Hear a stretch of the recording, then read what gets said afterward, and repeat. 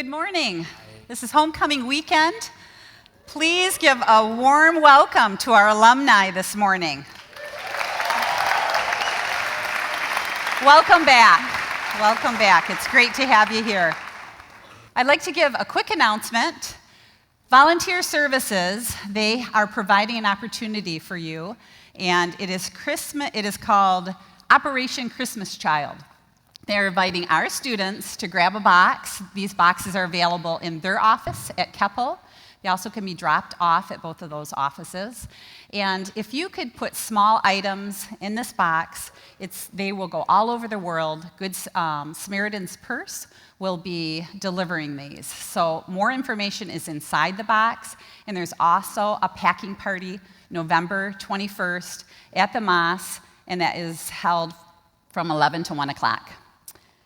Today, we are wrapping up our Missions Week, and I'm very excited to talk to you specifically about our Immersion spring break trips. And these trips are for you. I've invited a few friends to talk about them. They can give you an insight. Better from my perspective, I could probably talk to you for an hour about them because I'm passionate. I believe that they change lives. But I have invited Greg Fuchs. I'm going to start down at this end. He is an alumni of Hope College, so it's special to have him here for the homecoming weekend. He is also the director at Mile High, which is a Christian ministry that our students have experienced, and they will have an opportunity to go there for spring break. And it's a very popular trip. Women, the spots have been filled. Men, we would love to invite you to go to Denver. So that's our partnership. That's kind of how our trips look, is we have partnerships. We do not just go and think about, let's go to this city and come up with something.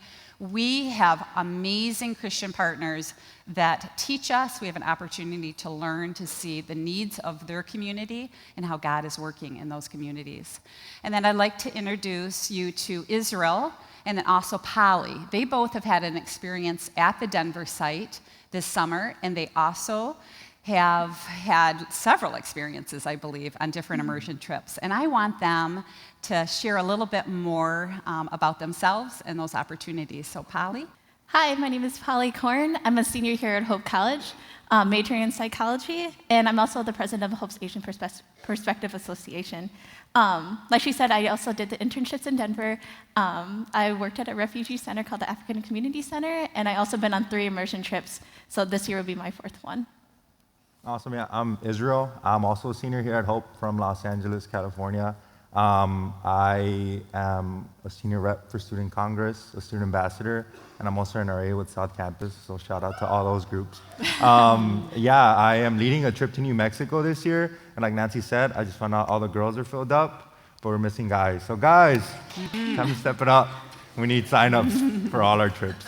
And I also did the Denver Everett semester this past summer with Greg.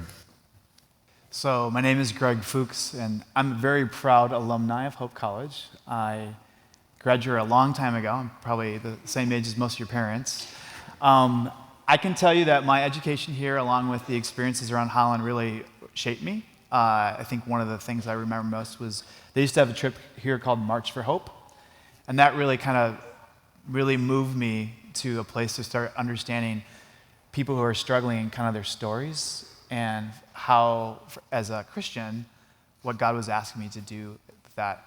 I also have been really shaped. As I graduated from Hope, I ended up going to spend some time in Africa and in Europe, and went to seminary, and then was a youth pastor for a long time and a young life director with Fuller Seminary in Europe.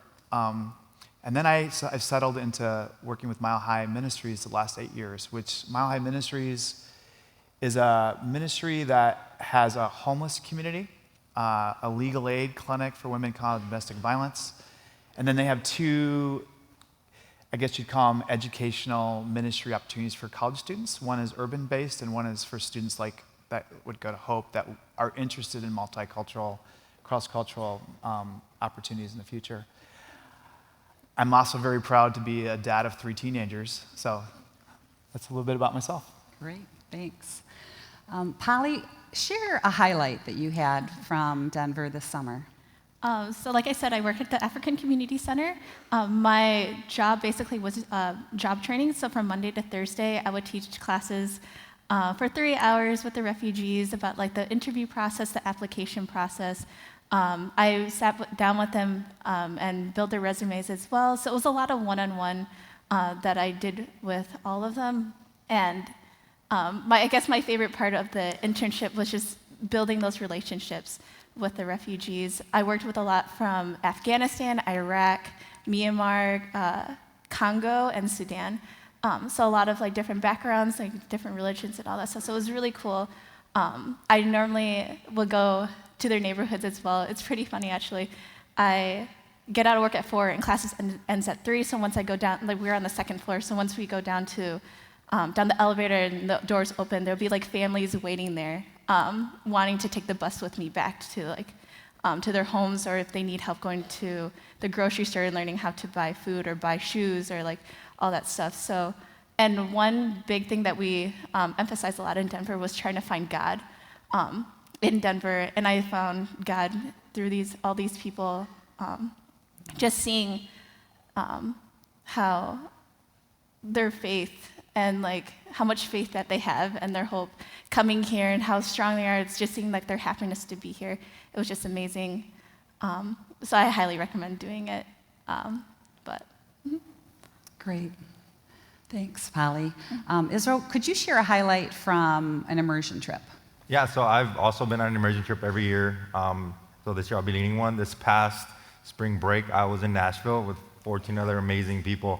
And we just had a great time. And like many other trips, we visited different nonprofits, different sites that do volunteer work or they do support work within the cities. And I think in Nashville especially, I was really, really surprised in a great way how God was working through the city through these nonprofits. Because many times, like a lot of them were really open about it. They like might not agree with the way other programs did things, like their ideologies or their methods, but they knew at the end of the day that they were doing everything because there was people in need. So they kind of set all that aside. And it reminded me of that analogy you always hear about how we're all Christ's fingers, and like in Nashville, they were just like crooked. They probably had like hangnails everywhere. Because they're like, I mean, they really, like some of them like just really, sometimes they didn't like other groups, but they knew like, this isn't about us. And we have to kind of set all that pride aside because there's people who are struggling with homelessness or substance abuse. Very humbling to meet people who were like, who had bachelor's degrees. There was engineers. Some people had PhDs, and maybe due to mental illness or just like unforeseen events in life, they ended up being homeless. So it was just great. I mean, just hearing people's stories and talking to them was amazing, and getting closer with their group, getting closer to God. It was just an amazing week all in through. Great, thanks for sharing that. And then Greg, how might students see God work in Denver? I think Denver, like any site, like I think is the director of where students are coming in, like I guess my hope is kind of simple.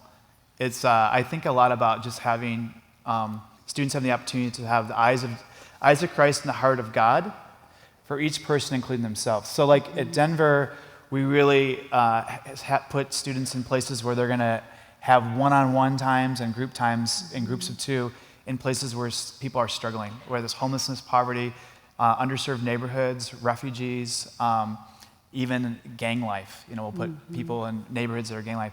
And I think for me, like just, it's such an opportunity for people to see things, kind of like the way Jesus saw things.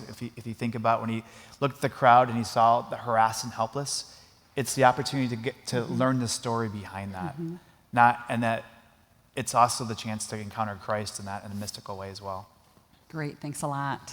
Well, you got a little picture of what great organizations we work with. We have several. There's 16 trips that you could look on our web and see, and many of them, or I want to say all of them, reflect Christ's heart, and they are people like Greg that you would be rubbing shoulders with. And the teams are made up of students like Polly and Israel. They're includers. They challenge you in your faith. No one has to be at a certain point. So know that everyone is invited. It's an opportunity for all of us to grow in our faith. I want to send you out with a verse, and it is found in Micah 6:8. And where is it? It is What does the Lord require of you? To act justly, to love mercy, and to walk humbly with your God. And I just want to encourage you today during homecoming weekend, Monday, if you choose to do a trip, that you would just enter into living how Jesus lived, and he wants us to live for him. So blessings on your weekend, and you are dismissed. See ya.